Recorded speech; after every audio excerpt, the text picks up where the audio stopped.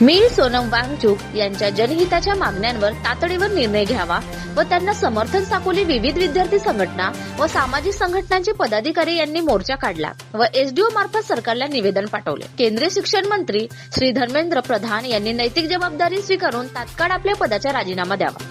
नीट तसेच इतर स्पर्धा परीक्षांमधील प्रश्नपत्रिका गळती व परीक्षा अनियमिततेची सर्वोच्च न्यायालयाच्या निवृत्त न्यायाधीशांच्या अध्यक्षतेखाली स्वतंत्र, निष्पक्ष आणि वेळबद्ध चौकशी करण्यात यावी व दोषींवर कठोर कायदेशीर कारवाई करण्यात यावी। परीक्षा अनियमितता व प्रश्नपत्रिका गळतीमुळे मानसिक धक्क्याने आत्महत्या केलेल्या प्रत्येक विद्यार्थ्यांच्या कुटुंबास 1 कोटी रुपये आर्थिक मदत देण्यात यावी।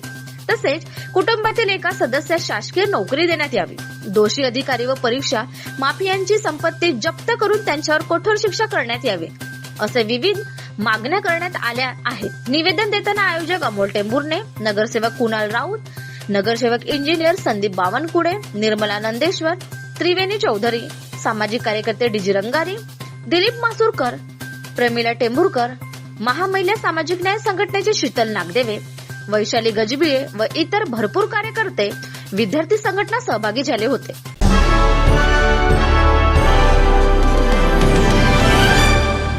मी तहसील कार्यालय साकोली येथे आहे। या ठिकाणी सर्व विद्यार्थ्यांच्या पेपर फुटी प्रकरणात मोर्चा निघालेला आहे। आपल्यासोबत काही विद्यार्थी आहेत। काय नाव आहे तुझं? माझं नाव प्रांजल भोवते आहे। मी साकोली येथील रहिवासी आहे। ज्या प्रकारे इथं टीईटी आणि नीट पेपर फुटीमुळे लोक जमा झालेले आहेत, तिकडे दिल्ली जंतर मंतरवर अभिजित दिपके यांनी प्रोटेस्ट केलेले आहे। त्यामुळे आम्ही काही कारणामुळे आम्ही तिकडे जाऊ नाही शकलो, पण आमच्या साकोली इथे सुद्धा आम्ही एक आंदोलन काढलेलं आहे त्याबद्दलच। त्यामुळे सरकार जेही करत आहे हे चुकीचं आहे। त्यामुळे धर्मेंद्र प्रधान यांनी रिझायनेशन देणे गरजेचंच आहे।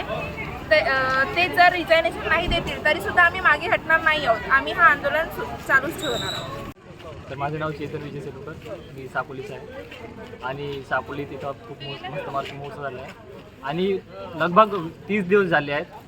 तर प्रशासक काही ऐकत नाही आहे आणि 30 दिवसापासून जंतर मंतर आणि पार्लमेंट आणि पूर्ण देशात हा मोर्चा चालू आहे। तसंच आजसुद्धा साकोलीत बऱ्या पटीने लोक इथं जमा झाले आणि इथं मोर्चा उभारला। तर मी हे सांगण्याचा प्रयत्न करतो की education is the most powerful weapon that can change the world, but that weapon changes into a weapon that kills our lives. म्हणजे जो शिक्षणाचा अधिकार आहे तो आज जाऊन तो लोकांचे जीव घेत आहे, ते हवायला नको आहे। आणि जो मोर्चा इथं उभारला आहे तो प्रत्येक नागरिकासाठी आहे, तो एका फार्मरसाठी आहे, शेतकऱ्यासाठी आहे आणि सर्व जे नागरिक आहेत, सर्व स्टुडंट आहेत त्यांच्यासाठी मोर्चा इथं आहे। तर सर्वांनी प्रतिसाद द्या आणि सहकार्य करावे। धन्यवाद। माझे नाव रवींद्र राऊत, मी साकोलीवरून आहे आणि हा जो पेपर नीटचा लीक झालेला आहे त्याकरिता हा आम्ही विद्यार्थी मित्र आहेत, पालक आहेत आणि सर्व इथं मिळून सर्व संघटना आहेत, युवा संघटना आहेत, सर्व संघटना आहेत साकोलीच्या, ते इथं तहसील कार्यालयावर सकाळी 10 वाजतापासून इथे आलेले आहेत। आणि जो पेपर लीक झाला आणि त्यामुळे सर्व 22 विद्यार्थी इथं मृत्युमुखी पडले आहेत आणि सरकार कुठल्याही प्रकारची जबाबदारी न घेता आपला म्हणजे कामचुकारपणा करत आहे, कुठलंही लक्ष देत नाहीत। जे आपल्या देशाचे वैज्ञानिक आहेत सोनम वांगचूक सर आणि त्याच्यासोबतच कॉकरोच जनता पार्टीचे अध्यक्ष अभिजित दिपके सर हे तिथं जंतर मंतरला प्रोटेस्ट करत आहेत। त्यांनाच पाठिंबा म्हणून 20 जुलैला आम्ही इथं एकत्रित झालो आणि ह्या मोर्चाला समर्थन देण्यासाठी आलेलो आहेत। आणि हा जे जबाबदारी हा लीक झाला आहे तर हे सामान्य मुलांसाठी आणि सर्वांसाठी जे हा शिक्षणाचा हक्क आहे जो आम्हाला बाबासाहेबांनी मिळवून दिलेला आहे, तर हा हक्क हा आमचा अधिकार आहे, तर हा आम्हाला मिळालाच पाहिजे आणि हे जबाबदारी शासनाने घेतलेली पाहिजे। आणि जो पेपर लीक झाला आहे त्याच्यामध्ये ते जबाबदारी स्वीकारून याच्यामध्ये काय खरं काय खोटं काय हे सांगून सगळ्या विद्यार्थ्यांना याचा म्हणजे खुलासा करून दिला पाहिजे। एवढंच बोलून मी इथे थांबतो आणि जास्तीत जास्त या आंदोलनाला सर्वांनी सहकार्य केलं पाहिजे, बस एवढे बोलून थांबतो इथं। विद्यार्थी मोर्चे के लिए यहाँ पे साकोली यहाँ हम लोग उपस्थित हुए हैं। यहाँ अभी हम तहसील तालुका कार्यालय साकोली के सामने खड़े हुए हैं। अब सभी को पता है पूरे देश में अभी विद्यार्थी के लिए नीट पेपर लीक के लिए जो मोर्चा चल रहा है वो आज हमने यहाँ साकोली में आज हमने नियोजन किया है। तो ये सपोर्ट इसलिए है ताकि जो आने वाला भविष्य है या जो पेपर लीक है, ये जो एजुकेशन है, सिर्फ राम मंदिर बनने से देश का मेरा देश महान नहीं बनने वाला। महान बनने के लिए यहाँ शिक्षा, स्वास्थ्य, इनोवेशन और ऐसी बहुत सारी चीज़ें हैं जहाँ के पे काम करना बहुत ज़रूरी है। और ये चीज़ हम इस सपोर्ट के द्वारा ये सरकार को दिखाना चाहते हैं कि राम मंदिर बनवाने से देश का उद्धार नहीं होने वाला। शिक्षण से लोग आगे बढ़ेंगे, पढ़ाई करेंगे, अपनी देश की हालत सुधरेंगी। इसलिए हम यहाँ इस वजह से हम लोग यहाँ खड़े हुए हैं। तो ये देश मेरे सरकार से हम लोग इस्तीफा बस इतनी ही अकाउंटेबिलिटी मांग रहे हैं। और ये कोई बड़ी बात मतलब छोटी बात नहीं है कि क्या मांग रहे हैं, आखिर चाहिए क्या हमको, तो बस एक अकाउंटेबिलिटी चाहिए कि जो पेपर लीक हुआ है कि उसके बारे में जवाब दो। बस ये सरकार से मांगे। बाकी इस बारे में राजकीय, संवैधानिक और दूसरे बहुत सारे जो लोग जोड़ रहे हैं लिंक, वो उसका कोई ताल्लुकात ही नहीं है। देखो बच्चे सभी के हैं और मुझे ऐसा लगता है कि शिक्षण सबका हक है और ये जो सामान्य यही मूलभूत हक माना जाएगा। अगर पढ़ेंगे लिखेंगे ही नहीं तो आगे कैसे बढ़ेंगे, है ना। तो ये पढ़ना इसलिए भी ज़रूरी है ताकि हम समझ सके कि ये जो हमें जो सरकार पे बैठे हुए लोग हैं, ये धर्म के नाम पे हम जो उल्लू बना रहे हैं या जो हमें बता रहे हैं कि भाई राम राम करने से देश आगे नहीं बढ़ने वाला, तो शिक्षा लेने से लोग आगे बढ़ने वाले हैं और इसी के लिए हम यहाँ संगठित हुए हैं।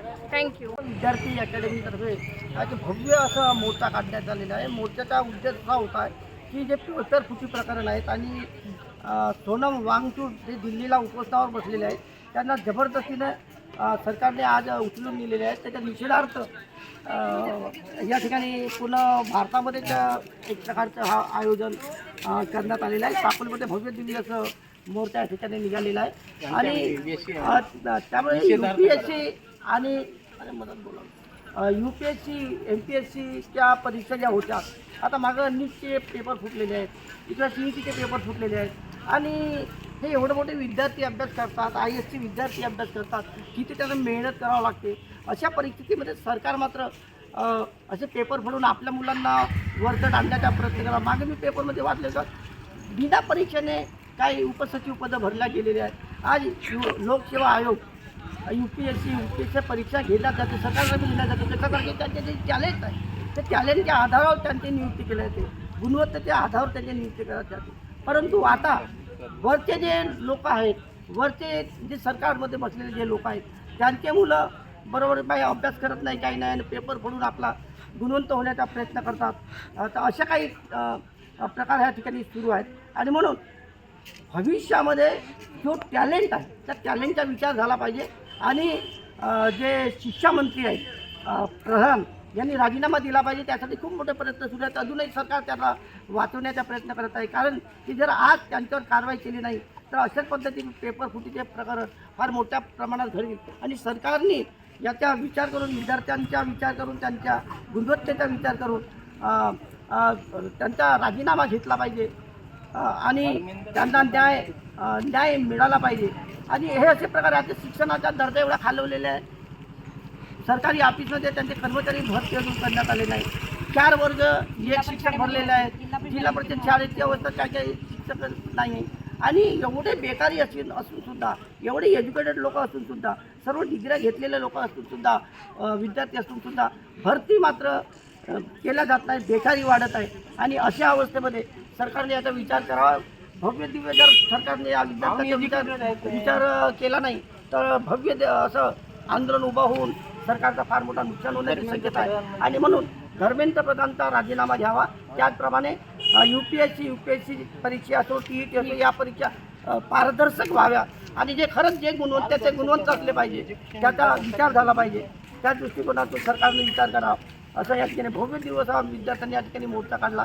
सर्व सामाजिक संघटनेचे पदाधिकारी या ठिकाणी उपस्थित होते आणि चांगल्या प्रकारे एक चांगल्या पद्धतीने या ठिकाणी एक चांगला मोर्चा करून ADOला निवेदन, ADO मार्फत सरकारकडे निवेदन पाठवण्यात आलं।